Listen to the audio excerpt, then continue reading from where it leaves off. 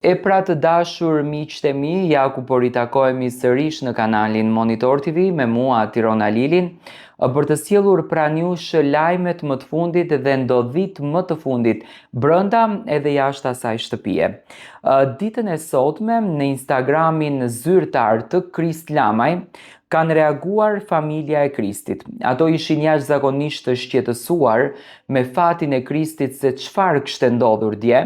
Do me thënë kjo nënkupton që Kristi nuk është se ka patur një kontakt me familjen dhe si që duket nuk është se kjo ka qenë një plan i vllau të madh që ne me të drejtë në fakt e kishim të dyshonim se mund të ishte një diçka e organizuar nga vllau i madh vetëm për përfitimin e klikimeve dhe për të arritur qëllimet e tyre.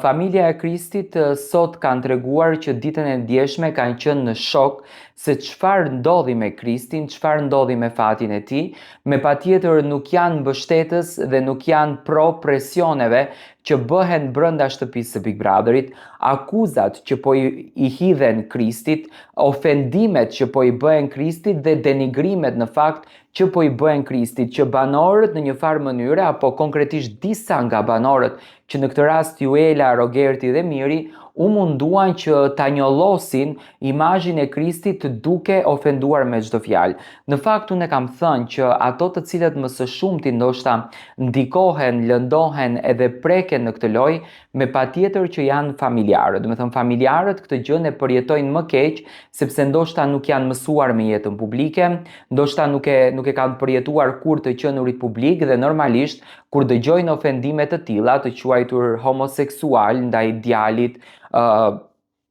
birit, nipit, vllaut të tyre, me patjetër që ndjehen shumë keq.